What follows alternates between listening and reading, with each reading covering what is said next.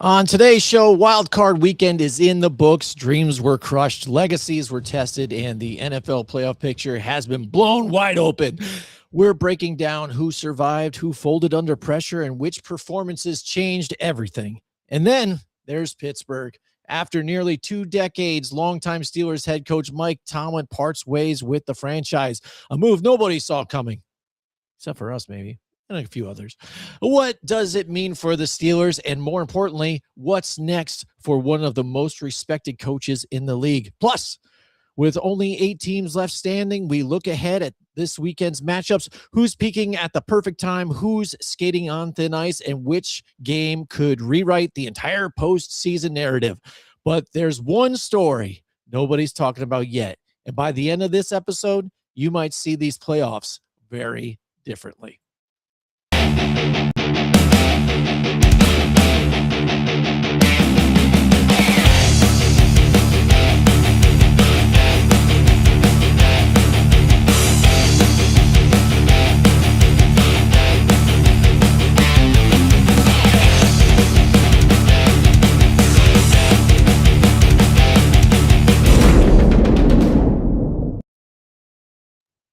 All right, what's going on, everybody? Welcome to another episode of the Blindside Blitz. I am Jim McPhee, and right there's my compadre, Mr. Joe DeCapita. What's going on, Blitz Nation? You know what time it is. Time to talk some football.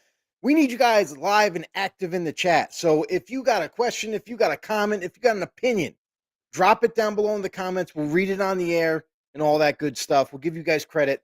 But that's what this show's about, is being interactive. Jim, I got to tell you, I'm a little inspired by that introduction. You know hey, you did a good job, bro. Thank you. I'm all amped up. You got me all amped up to do the show now. Now we're all ready to go, ready to rock and roll. But I'm ready to get amped up too, man. Because after this weekend's games, man. Whoa. Can you here? So first thing, right? Time to sit on the couch, Joe. Right? What's open? Let's let it all out. Come on. First thing, it's therapy. We saw yet again.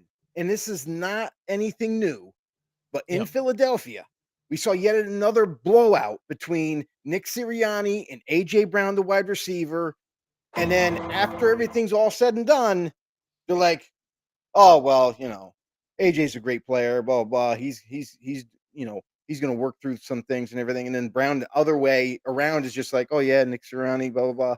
Like, we're just going to keep everything copacetic in, PR reasons. But you're going to jump all over A.J. Brown because he didn't make a catch down the sideline when he did try. He made the attempt. He tried to make that catch around the corner, and he just simply didn't make it. So you're going to lose your mind over that guy. But by the way, on that play, he was being interfered with. Yeah, no call. So I mean, if you want to be mad at anybody, Nick, be mad at the referees on that one. Yeah, like could he have made the catch? Sure. He could have. We've seen some tremendous catches by A.J. Brown, but just didn't make that one. So, I don't know. It's been absolutely insane, this playoff. Jaguars falling, Bills rising. I mean, you name it. We kind of anticipated this playoff run being spectacular, being action-packed. And, however, there was a game also that was pretty boring, and that was the Patriot game. Oh, yeah, absolutely. So let's get into Saturday's games. The Rams defeat the Panthers in a tight one, 34-31. Yeah. And it wasn't looking good for the Rams. No. Absolutely. I mean, early on, it was something I had talked about. I thought maybe weather might have been an issue, but it's Carolina, but I didn't figure there was going to be an error. It wasn't. And Matthew Stafford still struggled. I mean, not very good early on, but then the Panthers, with their lack of being able to run the ball, which was impressive by the Rams defense and what they had done, they stuffed the Panthers run, and the Panthers averaged only 3.1 yards per carry in designed runs in that game, down from 4 for the regular season. So they're able to kind of do that and keep it a close game despite the miscues, despite the mistakes, the dropped passes by unlikely of receivers. And they managed to get out, with a win, and they were lucky even too towards the end of that game, giving the ball back to the Panthers, but just the Panthers, it seems like they never ran like that minute drill before at all or something like that, because defensively they were 10 to 15 yards back, giving all the Rams, if you give that to Sean McVay and the Rams, they're going to take all that dink and dunk underneath stuff all day. And that's what they did. Drove right down, scored. And then offensively, too many deep routes trying to get chunk change quick and just botched it completely. But, from a team that probably wasn't expected to be there and their first time making the playoffs under head coach, they played well, and hopefully they can learn from this moving forward. Yeah, you see two different types of players when it comes to Bryce Young. Like we alluded to that before we even got to this game, where it's like, okay, playoff weekend, just a couple things to watch out for. Like, what Bryce Young are we getting? Are we getting the Bryce Young who's stole away some games from other teams that you're like, how did this happen? Bryce Young was playing well. When Bryce Young plays well, this team is a force to compete with. Defensively, we know how good they are. They're well coached. They're a young team overall, but that defense is so stingy. We saw it in the playoff matchup against the Rams.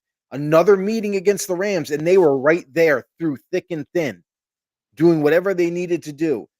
It's just offensively, you'd like to see more consistency from Bryce Young, and I know it drives Panthers fans crazy, and it was no exception for this playoff game. The only thing that I can say, and we've heard reports out of Carolina right now, is that they are going to exercise Bryce Young's fifth-year option. So they're going to give him one more year to say, okay, well, if you don't get any better or stay more consistent on your fifth year, you leave us no choice. It's time to go for a different quarterback. But from all indicators, it sounds like he's going to be there for at least another year with Carolina. And let's hope that they can build even more around him. Hopefully Bryce Young can snap out of it and be more consistent, though. Yeah, absolutely. So overall, I mean, early on, again, the Rams going up to a 14 lead, but then the turnovers, the Rams had 9 penalties and a blocked punt late too, as well, against Carolina, who really, like I said, they let them back into this. So moving forward for the Rams, they can't do that this weekend, or else they're going to get destroyed. So they were lucky that it was against a hungry young playoff team in the Panthers, who just took the division barely in a 3-way tie. So they got to really step up their game for this coming weekend. All right, so let's move on to the other game that was on Saturday, which after that one, it just made me sick again. This game, I was contemplating a lot of different things, just because watching the first half, you're like, all right, yeah, here go the Packers. They're, 21, points, right there. They're looking dominant. Yep. And I was watching it with my father-in-law. I'm watching this, and we're like, it's going to turn around the next half. We can just see it. Next half's going to be all Bears. They're going to get right back into this game. And at the end, they're going to be there. And wouldn't you know it, coming right out of halftime, the Packers even had the ball. They had a chance to kick the field goal before halftime, score points, and then they were getting the ball back. So they could have doubled down. Instead, they missed the field goal with McManus, which he's probably not going to be on a team next year, and couldn't get the ball going at all. I would say about the Chicago Bears, although their defense wasn't great in the first half and even in some of the passing game, they were stuffing the run, and Josh Jacobs wasn't going nowhere, especially in the second half. Yeah, this game, when we saw that score, the 21 points that Green Bay poured on, and it's like, okay, this is the Packer offense that we were hoping to see in the playoffs. We know that they struggled a little bit in the regular season, but maybe this is it. Maybe they're going to put their best foot forward and continue to step on the gas and pour it on in the second half. All I have to say is, this is yet again, this is not the first time this season, I should say, going into the regular season, the Packers have done this before. They get a big lead, and then for some strange reason in the second half, it all blows up in their face, and they end up losing the game. Whether it be a defensive issue, which, I'm sorry, but it is a defensive issue. Like when your offense is scoring 20, 30 points, and your defense isn't holding up their end of the bargain. It's not stopping the opponent. Like, what was going on there? So, for a lot of the people out there that are like, oh, Jeff Hafley, the D coordinator for Packers, getting head coaching interviews. Why? This guy, if you're going to bring him in to be your defensive minded coach, that's what you want? You want a guy that gives it up in the end? Sorry. But for the Packers going forward, this goes to show you that Matt LaFleur, as much as many question marks that he's been ridiculed all season at times. And then sometimes when he coaches well and he calls a great game plan, everything goes right. So no one complains. But now here we are at a crossroads with Green Bay. Matt LaFleur has met with the GM, has met with leadership of the Green Bay Packers. It sounds like they're going to extend him, give him an extension, which is the right move. But I would say first order of business is firing that D coordinator and bringing someone else in. For the Bears, this is kind of something that teams that they faced all throughout the regular season, they've done this to. They've been in immense deficits in the first half of games, only to come back in the second half and chip away and chip away and chip away, and then boom, they get that last score at the end of the game to win the game. This is absolute resiliency from Ben Johnson's staff and him included. His coaching ability is through the roof. This dude is definitely he's a legit coach, and for future seasons moving forward. This is where the Bears struck gold. And you see the difference, especially offensively. You just see the massive difference from what they had beforehand to now. And then you team that up with the defense, which is already good. This team's going to be good for a long time. They're not going anywhere. So we'll see what happens, in the next round, see if they can still handle it. But what a game. It was a game of. It was a game where the Packers should have easily handled the Bears. But it was a great Caleb game. Williams was not ready. Yeah, I guess so. I mean, for playoff football, pretty cool. No, I get it. The drama was there, and I almost wanted to look up how many times this has happened in Amazon's history, especially this season. It seems like every game sucks for them early on, and then all of a sudden a phone call is made in and the game flips upside down, and then it's close in the last minute, and then it's over to give them one hell of a game again. So it's very weird that, again, we get another Amazon game the same exact way. So that's why I've kind of felt weird after that game. It was kind of too planned out to me, especially how the Bears played. And Caleb Williams, terrible. Absolutely sucked. And he wanted to yell at some of his other teammates and wide receivers. It was him. It wasn't them. It was him. If you got multiple people, they're all running the wrong routes, and you're the one guy complaining about it. It's not you. I think it's a you problem. And coming out of that game too, I really look at Ben Johnson. I think he's a real douchebag. I really can't stand him. I mean, it might work for the team and everything, and that's cool, but I think it might wear out pretty quickly too. Because how much can you just teach, like, oh, we hate this team and I hate this team and we're at war right now and we're gonna hate everybody and blah, blah, and this and blah, blah.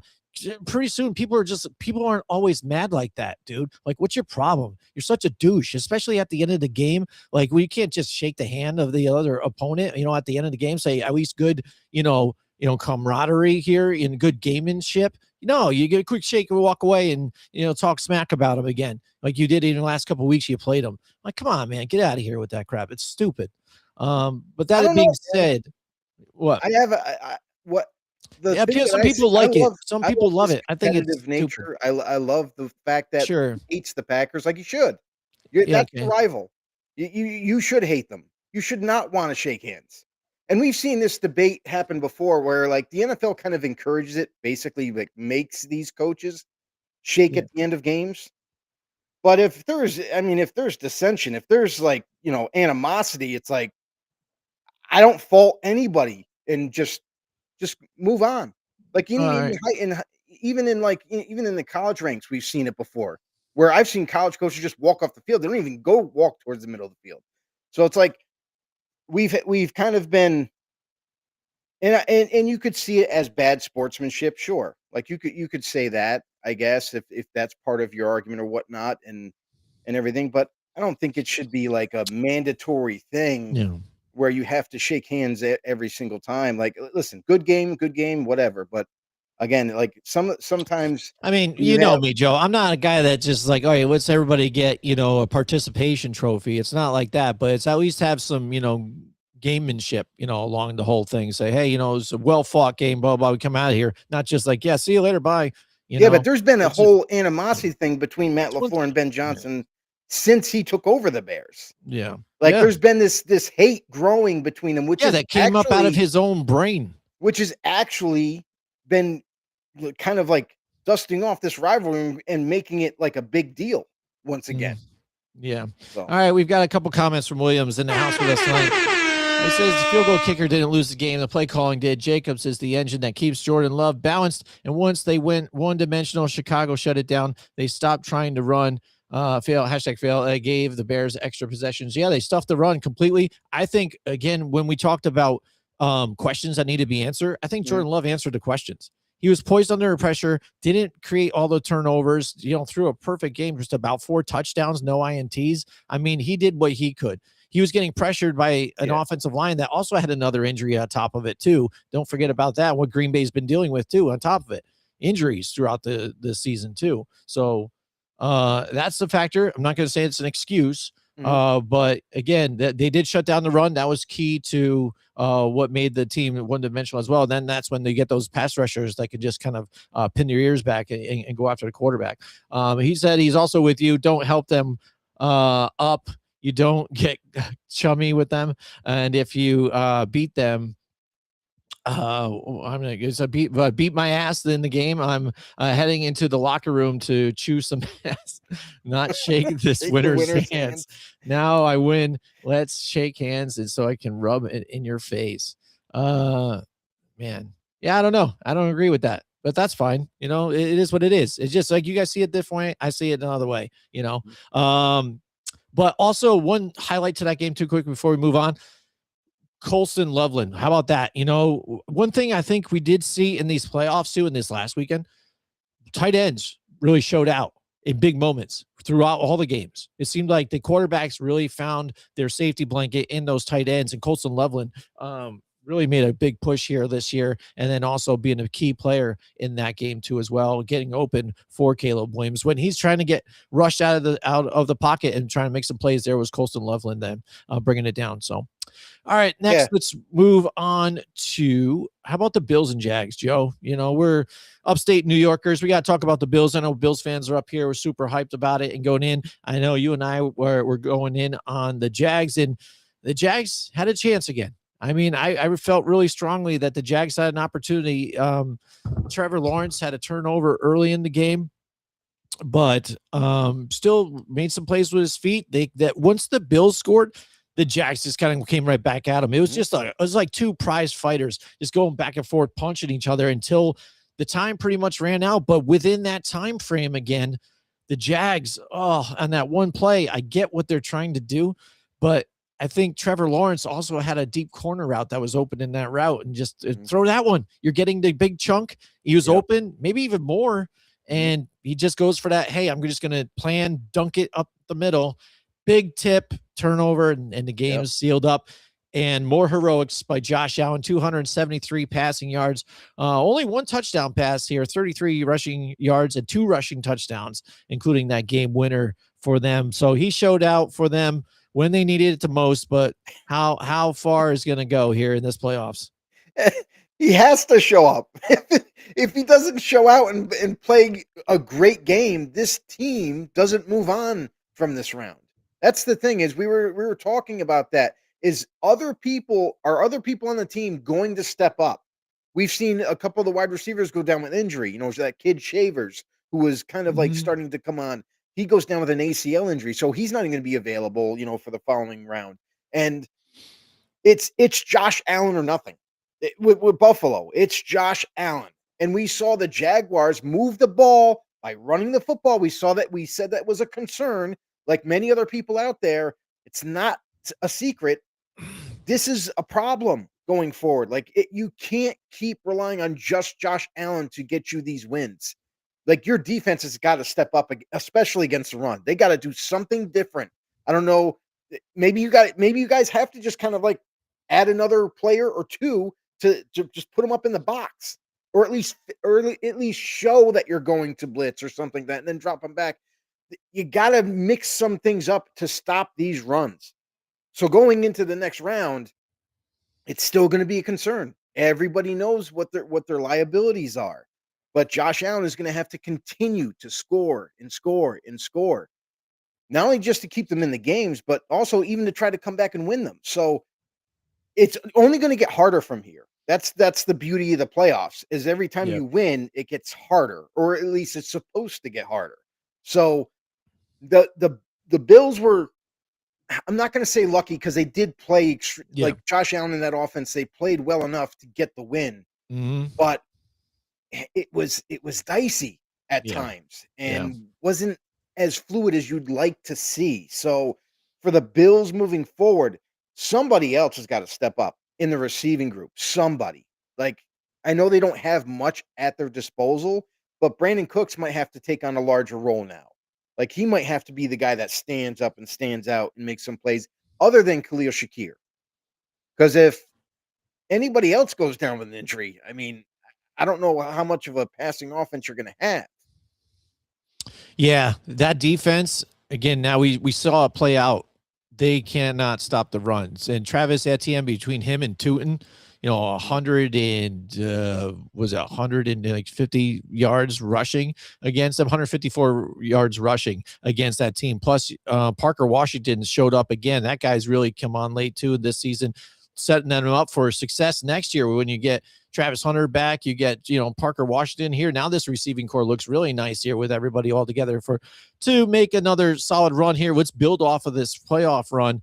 We learned some things here in the playoffs, and now let's move on to next season. But this defense of the Bills, opportunistic. They gave up really big plays, but when it mattered most, had the turnovers in crucial times, especially at the end. Cole Bishop, getting that pick here on the tip when Tre'Davious White was just smothered all over the receiver here. I think it was Jacoby Myers, tipped it up, picked. It's over just like that. So that's good for this game. I know it was tight. He was all over him. Why throw it there? Right. And that's good enough for this game. But moving on now, again, you've got tougher competition moving forward in the Denver Broncos. Now it's time, because this defense here on this side, they're going to be trying to pick off, Josh Allen and try and stuff the run. The key factor here for the Bills in this game is they held the ball for 33 minutes and 49 seconds compared to the Jags, who only had it 26 minutes. So controlling it, keeping their defense off the field, just working it by the running game. That's the key for the Bills moving forward here, but it's going to be tough next weekend against the Broncos. Yeah, all I know is that the Bills defense thanks Josh Allen immensely, because that defense was getting tired. They were getting really fatigued. And if Josh Allen doesn't pull off that last, run down the field and score the points. Oh yeah. Yeah, I don't think that defense wanted to come back out. Absolutely. All right, Joe, you spoke upon it really quick early on with the issues with the Eagles. But let's dive into that game quick.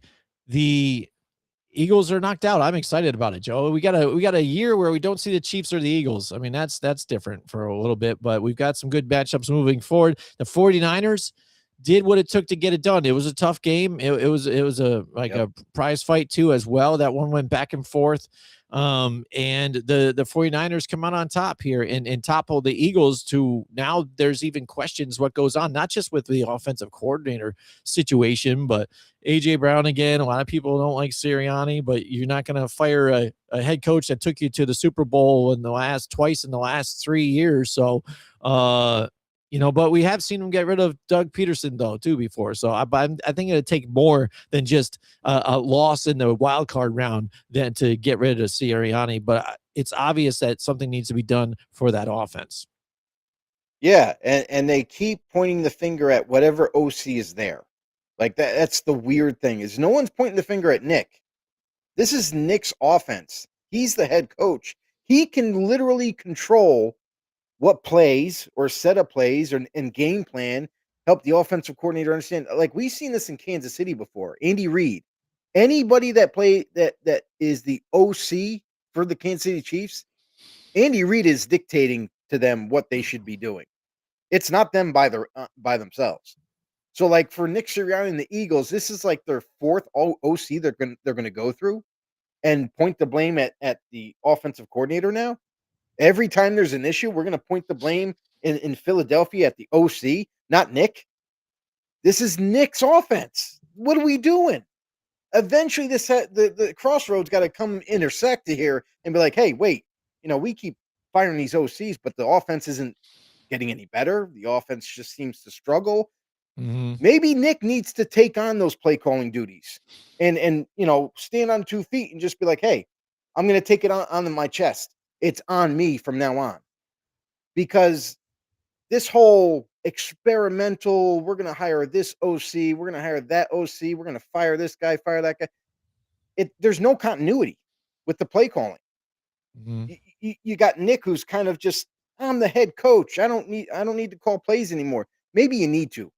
It's that simple. Maybe you need to, because that was the whole reason you were brought into Philadelphia, was because you were an offensive-minded Mm-hmm. coach. They wanted you to work with Jalen Hurts. And now every year we're just going to pass the buck down the road at the OC position. It's at some point that's got to stop, and the blame has to fall on Nick for not making the necessary changes, even in midseason. Why didn't he take over the play calling duties? If there was such a issue with I forgot his name, is like Patullo or something like that. Yeah. If you're going to keep pointing the blame at him, take the playbook away from him. If he's the problem, you should have took the playbook away and said, hey, no, I'm going to call the offense. We've seen other guys do it. We've seen Andy Reid do it at times. We even saw a dude that didn't belong calling plays in Detroit. That he had no business. But again, Nick, this is on you. That's how I see this offense. If it's struggling, you have the same players. Yeah. And I don't hear any of the Philly fans out there top 10 what for Jalen Hurts? Is he a top 10 quarterback? No, he's I not. don't think so. He just proved to you in crunch time, in the playoffs, this is where he needs to play his best football, and he falters. Right. Sorry, but not sorry. Well, I think partially is what the offensive coordinator was doing with Jalen Hurts too, is taking away the ball when he runs it, like design runs for him. They I think reduced it from like 96 runs. I think he's had like last year compared to I think like 45 this year or something like that, 48. I know it was something like cut it in half. Yeah, like design runs. Dramatic. And just like what Lamar Jackson, I'm not saying they're both the same people, but the same type of thing, and same thing with Josh Allen. What makes them special is the dual threat. And when you take that away from Jalen Hurts, then he's just a game manager. Well, he's a little better than game manager, but he's not a top 5. Yeah, he's not above average. He's definitely above average. And that's what you see. And where, if you can't get it to the guys, your main key guys like AJ Brown, you're setting it up to Devontae Smith, who is getting some plays here for them moving forward. And if it wasn't for Brock Purdy with those 2 late interceptions, we're not even talking about this being even a closer game.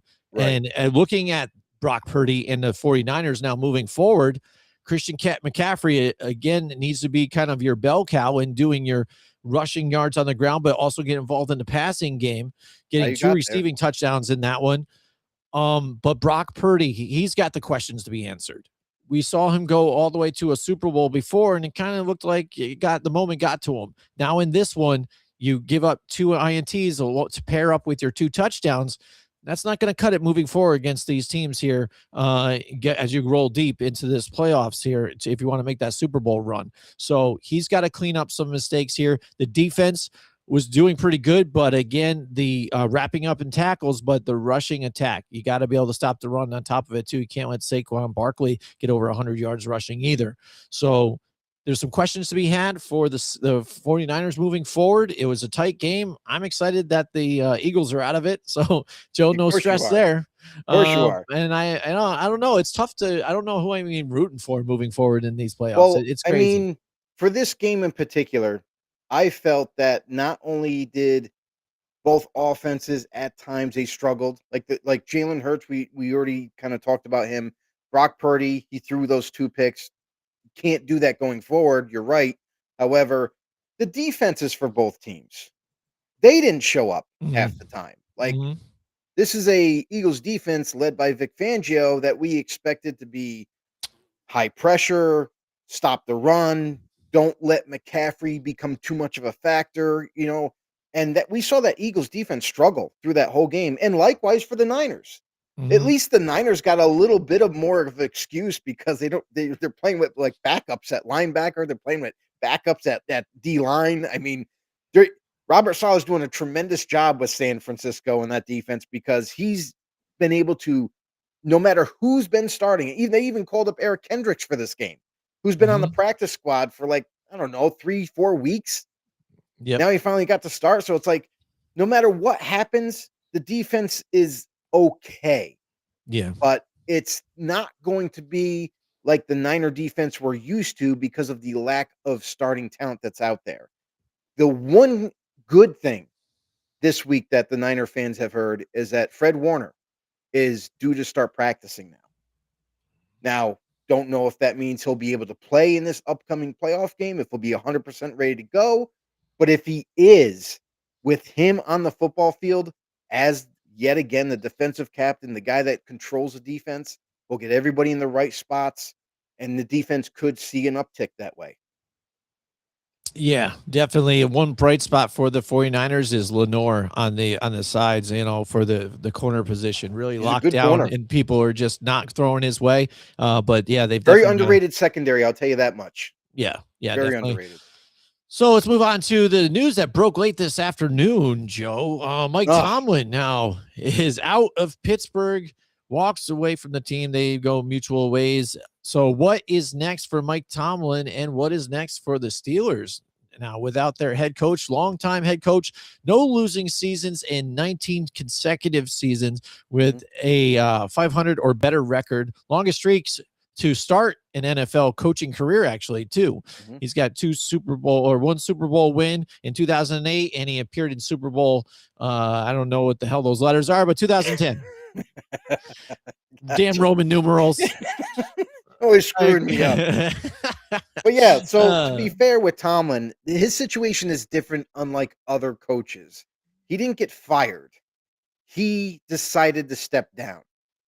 So technically, he was under contract through this upcoming season. I don't know if he's in for 27, but I think it's just through 26 is when his contract runs through. Here's the issue. If he wanted to coach a different team, he would have to be traded. He would not be able to just go and sign with another team because he didn't get fired. So the Pittsburgh Steelers still hold his contractual rights through 2026. So if anybody was interested, or if Tomlin wants to, they would have to perform a trade. We've seen trades like this happen before, giving up first-round picks, second-round picks, whatnot, to get a deal done. Sean Payton, he comes to mind. Yes. Sean Payton, the Denver Broncos, he was still under contractual rights with the New Orleans Saints. In order for Denver Broncos to hire him as their head coach, they had to give up their first-round pick, their second-round pick, and a future third. To me, that's a lot of freaking... It is. A lot of compensation there for a coach, but if that's what you want to do, that's what you want to do. It seems right now it's working for him. It sounds like Mike Tomlin might just take the season off, though. There's been kind of people close to Mike Tomlin that have kind of expressed this and said, like, well, he's not in a rush. Like, if he really wants to coach a different team, he's going to get the job and someone will trade for him. But it sounds like, to me, the people that are closest to him, it sounds like he might just take this year off anyway. Kind of like what Mike Vrabel did. Mike Vrabel kind of took a year off after he got fired with Tennessee. He worked in the front office or something for Cleveland for a season and then came back and then was the top-notch candidate for a lot of teams. Yeah. I think Tomlin, it's gonna happen the same way. I think, like, if he does if he has those interests to, like, maybe just take a season off, maybe get into, like, the booth a little bit, you know what I mean, just to stay Yeah. busy or something, maybe that's kind of the course he's gonna take, is take a season off from 26, come back in the 27 coaching cycle, and then go find a new job then. But that's what it sounds like. Yeah, yeah, and go for it. He's been in this league for a very long time. Like we Mhm. talked about, 19 consecutive seasons, always winning. And a lot of coaches can't do that. So take a rest out and make your decisions. When the caliber of this head coach, Mike Tomlin, Yeah. and John Harbaugh are out there, I mean, they dictate what they want. And Mhm. this coaching carousel this year, I think, is one of the most intriguing ones that I've seen in recent memory, because of the fact that the caliber of coaches that's out there, they can just dictate when and go whenever they want. They're in no rush at all. Mhm. They kind of Right. dictate the terms of, hey, Yeah. I'll go there if I'm doing this. I know we're already hearing things about what John Harbaugh is asking for. He hasn't even done even official interviews yet. He's done like Zoom type of meetings and set up so that way, but taking their time, picking what they want. And as this playoffs unfolds too, there's still talk about even more coaching jobs that could be done after this. We could go up to 10 coaching jobs available Mhm. right now in this offseason. And these guys could have their pick, or walk away, like you said, chill out, and then see what happens next year, see how they feel. We've seen multiple coaches do this, go into Yeah. the television, and then go back, especially because of the contract thing. I think that's an Mhm. interesting factor there. Where Yeah. would where would he want to go, and where do the Pittsburgh Steelers feel comfortable even trading him away to? You're not going to Well, it's see a them trade him away to any kind of contenders or anything well, like that, or we AFC yeah. teams. We know for sure that he's not going to Baltimore. Right. That's something we can rule out. He's not Mhm. going to Cleveland. We can rule all those AFC North teams that have head coaching vacancies. He ain't going there. I just can't see it. For Mike Tomlin, and people are kind of, some Steeler fans have been calling for this, to be honest. There's been kind of like the fan base is almost divided on this, where Mhm. some fans are very upset with him stepping down. But you got to understand, the team didn't fire him. Right. He decided he's had enough. He wants to take a break and reset, type of deal. And this is, on the other hand, the other fans that have wanted this for the last 3 years. It seems like they're elated. They're like, we needed a change. We need to reset this team. We need to rebuild and get better. Okay, that's fine. Now, when you look at why he resigned, there's a couple of factors here. There's a few of them. The way it looks like is that I feel like they had a meeting after the playoff loss and everything, and it was very is it probably most likely it's a cordial meeting. Nobody was upset with anybody. No one was pissed or anything.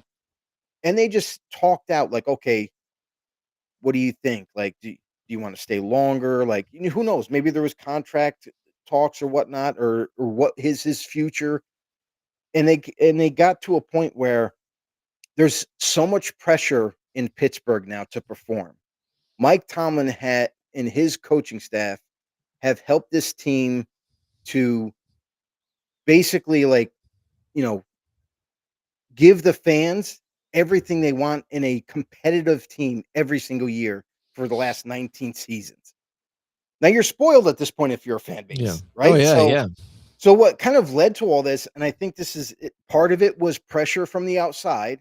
Another part of it was not the fact of, like, yeah, he's had winning seasons and this, and that's great. It's tremendous. However, when you get to the postseason, you got to advance. And the Pittsburgh Steelers haven't won a playoff game since 2016. Mhm. And when you look at what they've been able to do, it's great for Tomlin and his resume and whatnot. But results are results. You need to win playoff games. And Yeah. because of this long several years pass by, your team is making the playoffs, but you keep losing. I feel like this kind of got to a point where both sides were like, you know what? I'm going to step down. You guys, I know I can feel it in the room. Like you guys seem like you kind of want to go in a different direction, but you don't want to say it. So Yeah. I'm going to pull the plug and just say, hey, you know what? I'm out. Takes all the pressure off you guys. But in the end, is it right? Is it wrong? Or indifferent? I Right. And like I to hear think from I'd like to hear from other Steeler fans out there. Drop down the comments down below. Are you for this? Are you against this? And give us your opinion. yeah, I think he noticed the tread on the tires was getting low. I mean, the stars that they have are aging.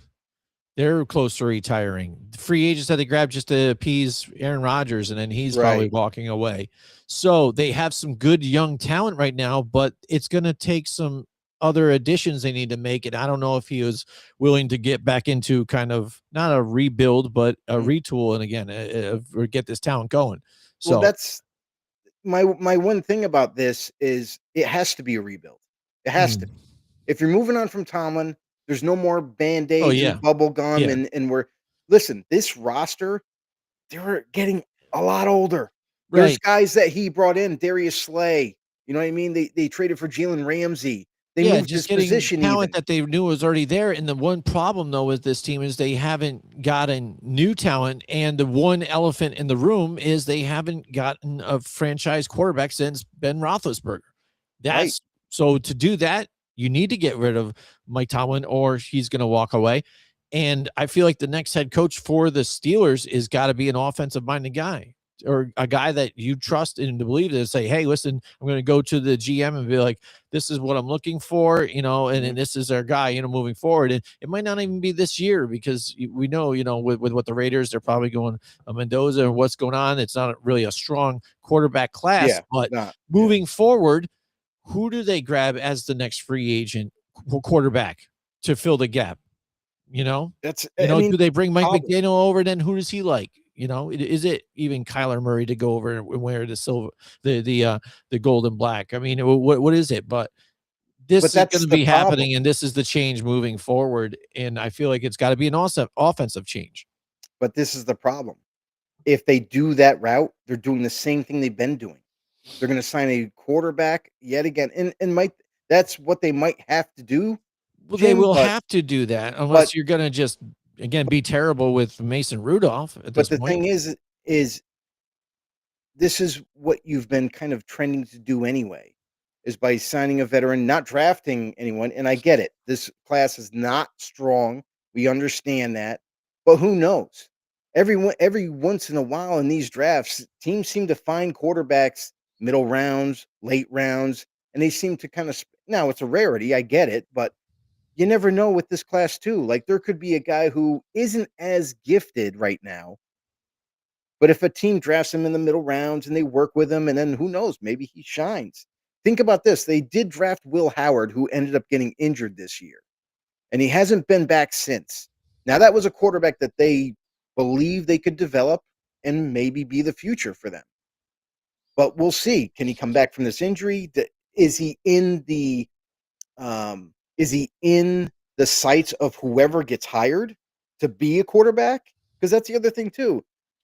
They could have Mason Rudolph on here and Will Howard and Mhm. whoever they do hire comes in and be like, I don't like that guy or that guy. I need someone else. Yeah, You know what yeah. I mean? So there's a lot of big time decisions for Pittsburgh because you can't what they've been doing up to this point with Tomlin, you can't continue to do for the new coach.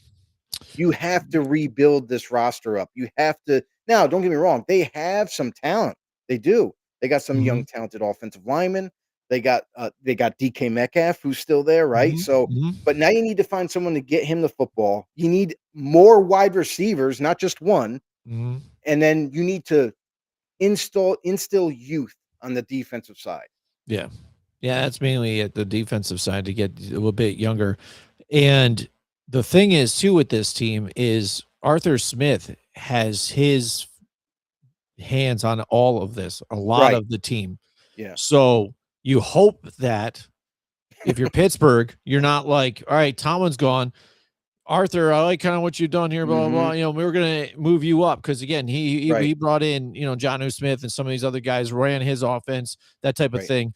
And it really wasn't going anywhere. You're running by committee, you know, the best that you could here to get moving forward, and just Aaron Rodgers being limited, just get to the open guys, you know, and it didn't really work out for him. So I Mhm. don't feel it's a good idea for them to elevate Yes. Arthur Smith, seeing Yeah. though is he has had head coaching experience, but not very, you know, good experience.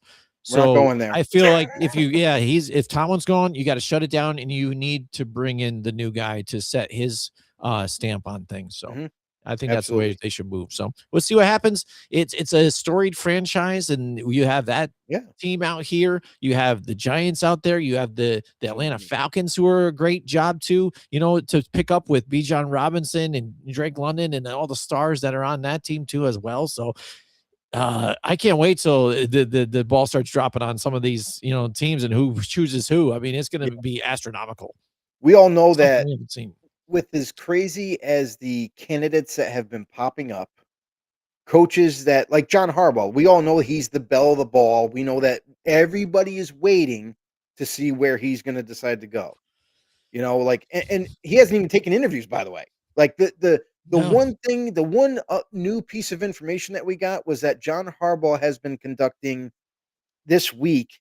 He's been conducting phone calls and Yeah. extensively long phone calls with Yeah. certain teams. Mhm. It hasn't been the whole. He isn't casting a wide net. He's looking at the teams, their stature, where they sit, cap compliant. Do they have a high draft pick? You know, what's the structure look like in the front office? Um, and what he's narrowed it down to, what it seems like, is 5 teams.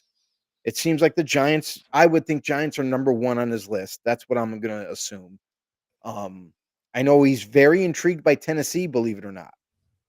You know, the Tennessee Titans are an intriguing team because I'm not comparing these teams, but I'm just saying it's similar how they're going about things. So, like, if you look at the Patriots, what they did 2 years ago, and you look at Tennessee, what they did this past offseason, it's kind of almost like a mirror reflection of how they were building the team.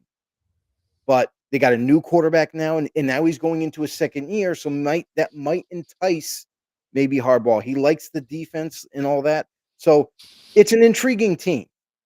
Cleveland Browns is on the Yeah. list. Yeah. I don't I don't understand that one at all because I think they still have a question mark at quarterback. Yeah. They don't have that answer. They don't have things right. I mean, I think Atlanta's a really nice spot too. I mean, if I'm a head coach, you know, to jump into that situation, I think you do Yep. have a good situation there. You have But a lot of talent all around. that's the interesting thing. They're not on the list. Yeah, isn't it? What's That's being just weird. reported, I guess the Cardinals, believe it or not, are on the list, and Mhm. the Raiders, Mhm. which I felt very it perked my interest, I'll say, especially the Cardinals. Yeah. The Cardinals was like, "Oh, they're coming out of left field." They've been so quiet during this whole cycle that it's almost eerily weird how quiet they've been. Right, So, and it's almost like, well, what's bringing him there? I mean, is it the contract? Is the money? Is it the power? And that's what I was mm, afraid of. Like when you talk about the Titans, you remember Amy Adams Strunk yeah, pushed out yeah, Vrabel. right. Like he didn't want to go. Like she pushed him out. Like, hey, no, you want too much. This and this and blah blah. This and that. No, it's not. No, she And just made she that screwed up. decision. She screwed up. And but she's willing to do this for like Jim Harbaugh or John Harbaugh. I don't know. Oh, here's You the know what I other mean? thing, I though. think that's an erratic situation. I would stay far away But from Tennessee if also, I was him. like you mentioned, like she got rid of Vrabel, right? Like she Mm, came in, I'm the owner now. You're fired. Why? I want to start clean. I want to start clean no matter what. Okay, let's hire Brian Callahan. How long did Brian Callahan last?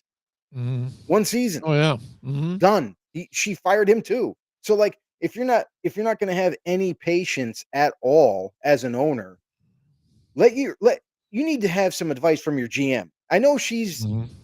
and kudos to her. Like she's trying to learn the game, learn the business and all that and make the necessary decisions. But here's the thing is if you're that new to this whole sport and you're that new to being an owner of a NFL football team, don't you think you should lean on someone that you hired to run the team, like your GM? Maybe you get some advice from that person who's been there, done that.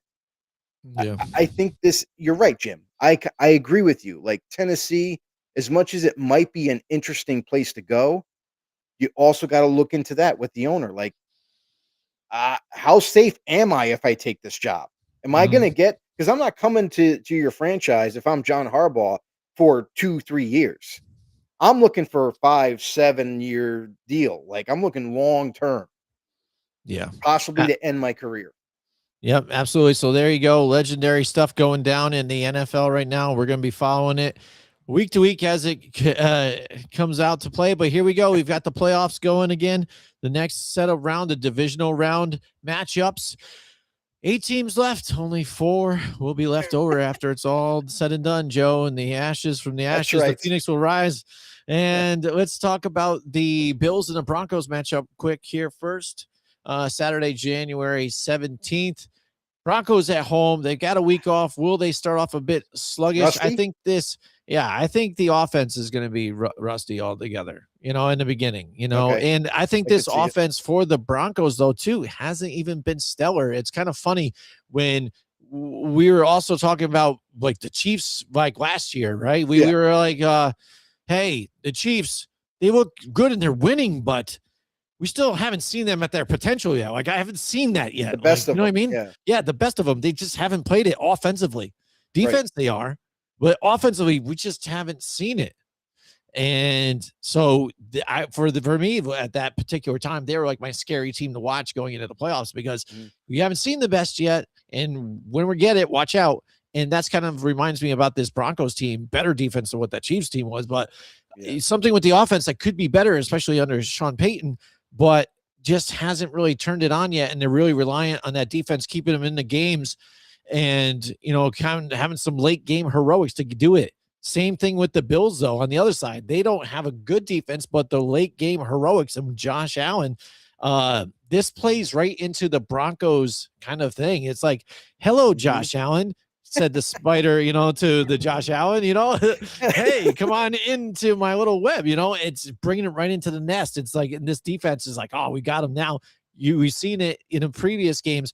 Pressure Josh Allen, force him to make mistakes. Don't let him run. Hold him back running around that line of scrimmage. And these receivers aren't going to get open. He's got to try and go to, Dawson Knox or Dalton Kincaid, some trying to dish it off and also stuff that running game. So this is going to be a really tough matchup here. I'm excited to watch this game, but Yeah. the Broncos, they're salivating at this one here.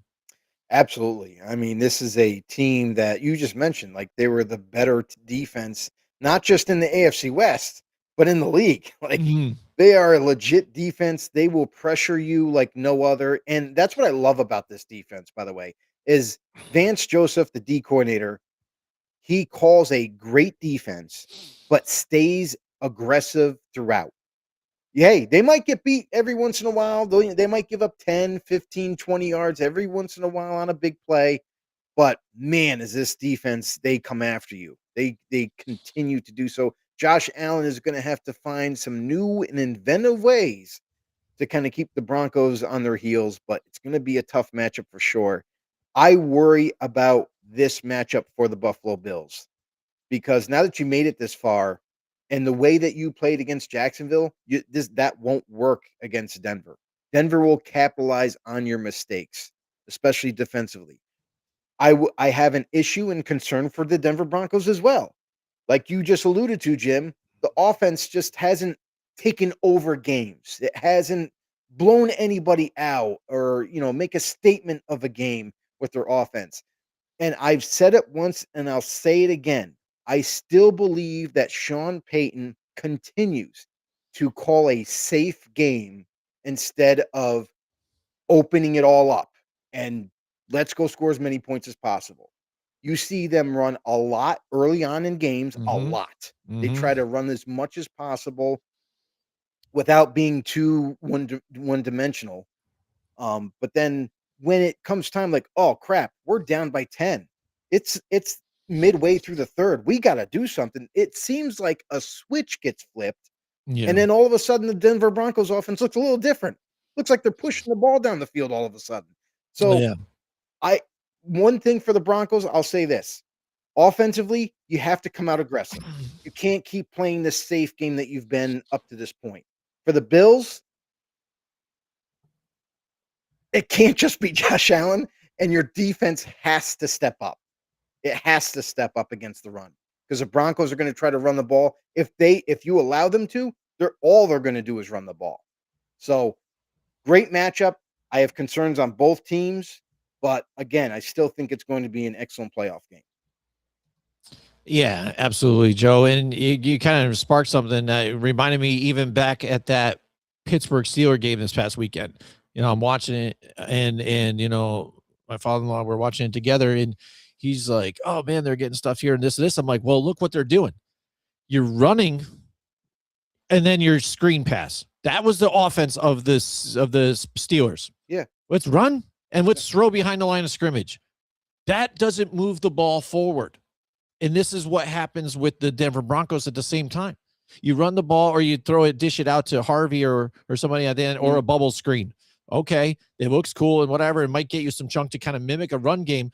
But when you're doing it 3 downs or 2 out of the 3, you're not moving the offense. You're not moving the ball downfield. Get things open to try and open it up deeper.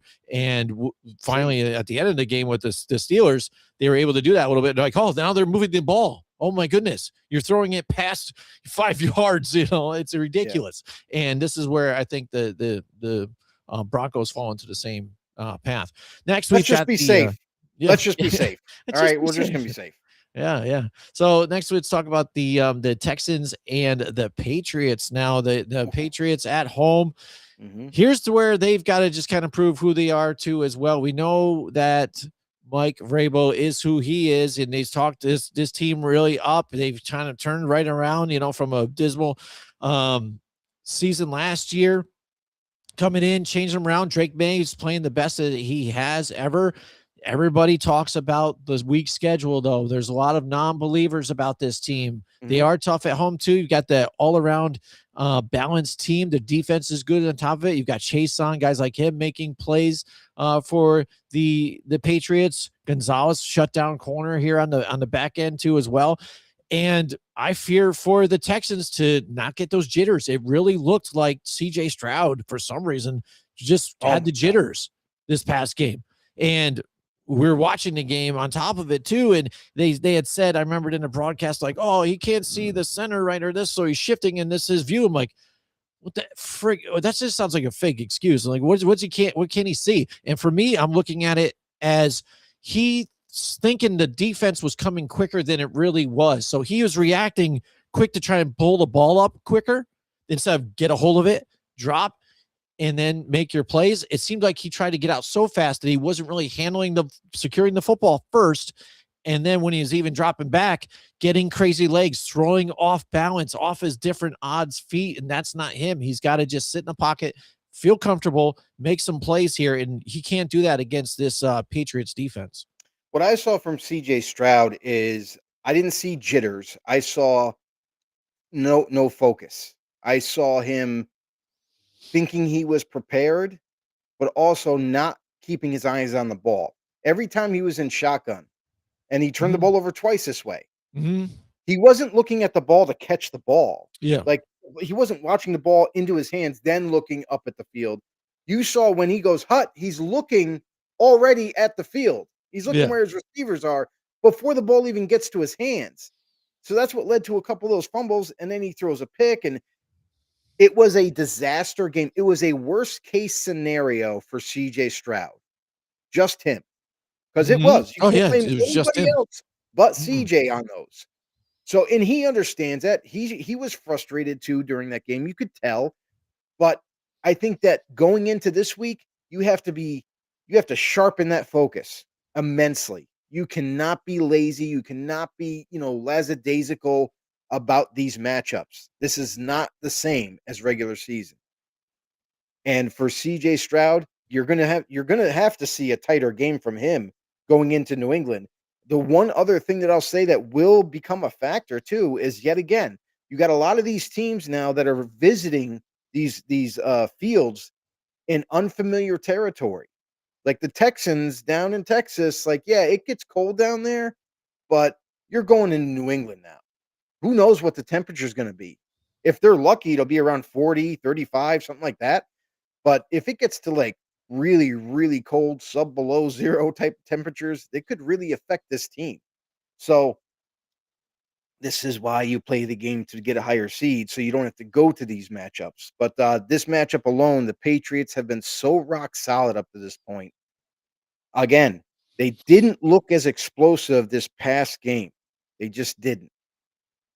I Yeah. wonder if it's good if they're going to. I mean, I would assume that they're just going to be like, okay, we were a little rusty. We weren't really sure what we're, whatever. This matchup is critical for both teams Mm-hmm. because the Texans, I feel like, have this. They obviously they have one of the best defenses. We've been saying that all year. However, the offense has been coming along. You saw some sparks there. You saw Higgins get involved. Higgins scored a Yeah. touchdown. Yeah. Nico Collins left the game. He got an injury, so there's Mhm. some questionable, is he going to be ready to go? Is it concussion related? So there's some concerns on Houston. For New England, they just need to dust off all the rust. They need to get back to what works and everything. So the great matchup by all means. I think if there's as long as there's no weather related issues for the Texans, this is going to be one of the best games to watch because the Patriots have a rock solid defense. Oh, that's who it just popped in my head. Christian Gonzalez. He Yeah. left the game with a concussion. He's being evaluated. Don't know how Yeah. severe it is. If he has to miss this game for some reason because of the concussion, could be a big thing to watch out for in terms of matchups. Nico For the Collins, big time. If he's not in the Yeah, game, I yeah, mean that's a and that's the factor thing. too. And for the Yeah. Patriots, just keep doing what you're doing. Like you are the favorite. You're supposed to win this matchup. But the Texans are one of those sneaky teams where as long as Stroud plays well, you forget about last week. Just forget about it. That will give them a run for their money for this one. Yeah, and with that injury to Nico Collins, Christian Kirk really made us showing last week too, right? How many times did we call his name? I was like, wow, look at this guy showing up, on his third team, fourth team. So step up when it matters in the playoffs, and that's what these teams got to do. Keys to the game for me is New England needs to effectively run the ball with Henderson or Ramondre Stevenson. You had a Ramondre Stevenson sighting last week, running like 128 yards, I think. They need to effectively run the football to make it easier for Drake May and that offense to get going. And on the opposite side, like you said, I mean, the defense of the Texans is great. And the other players, Marks was playing well, along with Chubb, even too, on top of that, get that running game going. It's just reliant on Stroud. Stroud could not make the mistakes he was doing last week. Absolutely not. When it kept happening, I was just like, dude, what is this dude's problem? And I think Houston's I give D'Amico Ryans a ton of credit for just kind of just sticking with it and just kind of like, oh man, all right, and not calling them out either too, or not, because one thing too, Laura Rutledge, I swear she's on like the Mount Rushmore of some of the sideline reporters due to what the things that she asked and the questions, man. I love it, going right into halftime, say, hey, what are you going to tell, CJ Stroud to limit the mistakes and stuff like that, like going right for it. And they got to give it to D'Amico Ryans and just be like, he's playing good. We had some excuse, but we're going to get it going. So it was nice to dodge that question. But yeah, it was absolutely good though. It was good. So moving on to the NFC side of the ball, we've got the 49ers and the Seattle Seahawks. Seattle Seahawks coming off their bye week, and rested to have a home game at the 12th Man Stadium. We love that there too. It's going to be rocking. They were saying something about even the Steelers, stadium rocking and rolling, and they've never seen that before, heard that before. Well, this one's going to go nuts. They might even make a record, I think, with the sound noise barrier that they have in that stadium. Those guys are crazy. But the 49ers, key to this game too, that defense is hungry too. They like to turn the ball over, and Brock Purdy needs to play a safe game. Give it to Christian McCaffrey. He's got to be your offense, and then that'll open it up for your other stars like George Kittle and Juwan Jennings too on top of it, who's been a really big player for them as of lately as well. Yeah, Juwan Jennings was playing like a madman last week. He was angry. I loved it. Like, That's what I like to see. When you got some of these players that are just so amped up that they just want to just obliterate everybody. Juwan Jennings was definitely one of the most physical wide receivers so far in the playoffs. Guy was after it.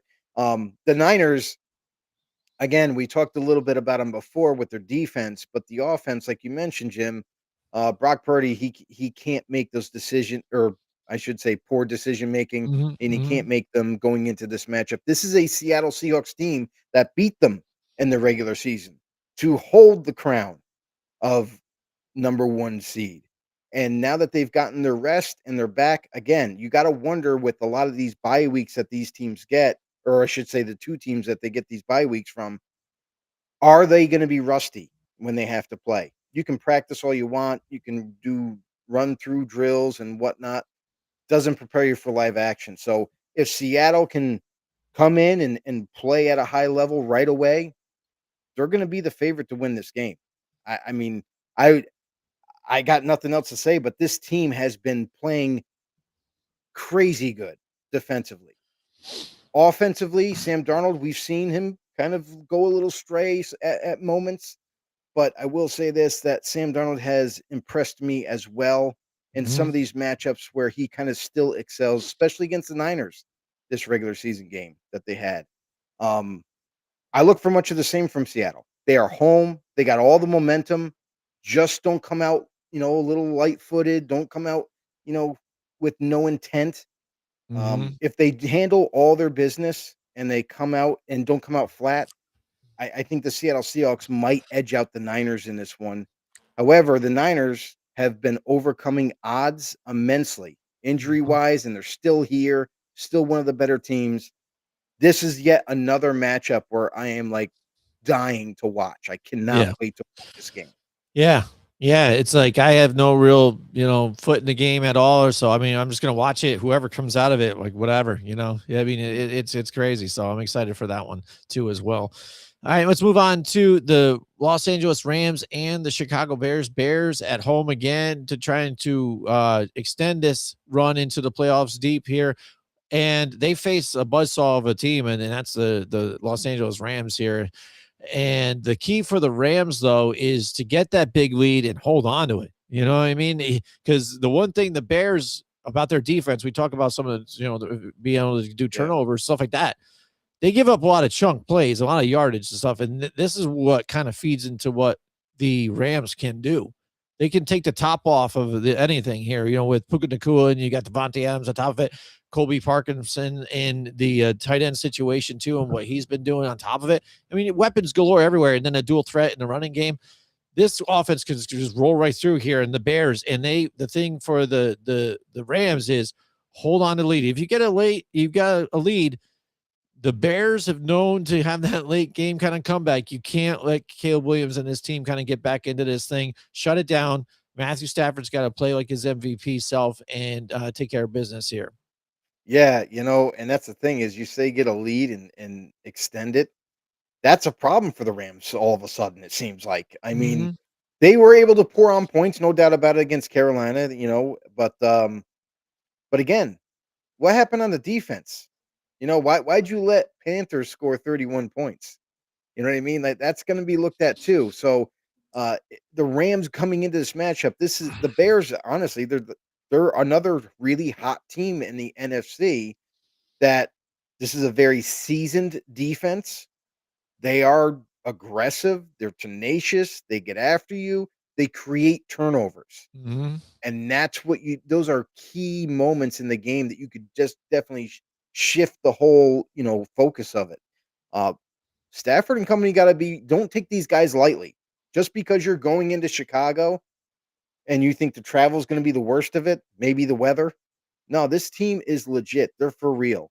And you mentioned too, like with Ben Johnson's fiery attitude and everything about how he's going into these matchups.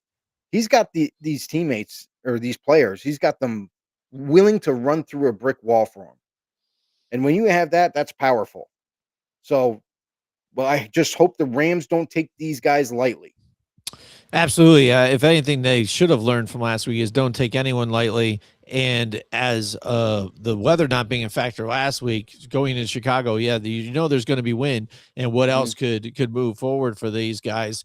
And Chicago turning the ball over, they are 9-0 in the 2025 season when forcing at least one fumble. And lately, Matthew Stafford hasn't been really securing the ball at all. So that's one key factor for Chicago. If they could do that here and kind of make some more of those turnovers, that's been their bread and butter. So we'll see. Those are all exciting games. We're excited to watch the playoff games this weekend. Joe, that's it for the show. Why don't you tell everybody how they can get some more episodes of this show and keep contributing to the group here? Yeah, we hope that you guys would, if you like the show, give it a thumbs up. Head over to YouTube for us at Grumblings Media. Make sure you hit the subscribe button for us. Don't forget to tell a friend, share it, spread the word. Why don't you guys be interactive in here? Why don't you guys drop down in the comment section down below? Give us your thoughts about the Steelers and Mike Tomlin and him stepping down and whatnot. Like, are you for it? Are you against it? And then let us know your picks for these playoff games in the second round. Who do you got in each matchup? We'll see you in the next one. All right, see you guys.